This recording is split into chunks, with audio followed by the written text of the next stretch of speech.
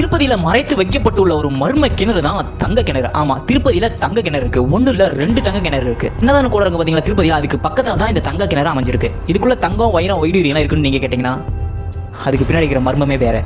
இந்த கிணறுகளை யார் அந்த காலத்துல உருவாக்குறாங்கன்னா லட்சுமியும் பூதேவியும் தான் இந்த கிணறு அந்த காலத்துல உருவாக்குறாங்க. அதுக்கப்புறமா இந்த கிணறு பல 100 வருஷங்களுக்கு முன்னாடி மண்ணுக்குள்ள புதஞ்சிருச்சு. இது யாருமே கண்டுக்கல. அது பயன்படுத்தாம போனதுனால அது மண்ணுக்குள்ள போயிருச்சு. அதுக்கப்புறம் சில மன்னரால அந்த கோயில்கள் புதுப்பிக்கப்படுது. வேல்யூ தெரிஞ்சு அதுல இருக்கிற தண்ணியோட வேல்யூ தெரிஞ்சு அந்த மன்னர் என்ன பண்றாருன்னா அந்த கிணறை தங்க கிணறா மாத்துறாரு. அதாவது என்ன பண்றாங்கன்னா அந்த கிணறை சுத்தி தங்க கவசம் எல்லாம் போடுறாங்க.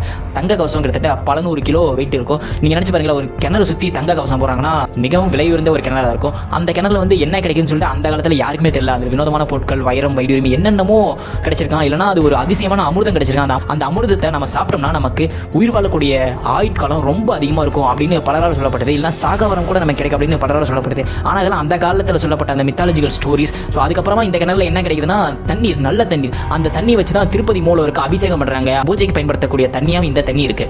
30 வருஷங்களுக்கு முன்னாடி இந்த கிணறை திறந்தாங்க. அதுக்கப்புறம் அங்க இருக்கிற தண்ணீர் பயன்படுத்த முடியாது அப்படிங்கிறத மூடிட்டாங்க. ஆனா இப்பதான் சில வருடங்களுக்கு முன்னாடி, அதாவது 30 வருடம் கழிச்சு மறுபடியும் அந்த கிணறு திறந்திருக்காங்க. அது நல்லா தெரிக்கிற அளவுக்கு நல்ல தண்ணியா இருக்கு. ஸோ அதெல்லாம் நம்ம திருப்பதி ஆண்டவருக்கு பயன்படுத்தலாம் அப்படின்னு சொல்லிட்டு அந்த கிணத்தோட தண்ணி இப்போ வரைக்கும் பயன்படுத்திட்டு வராங்க.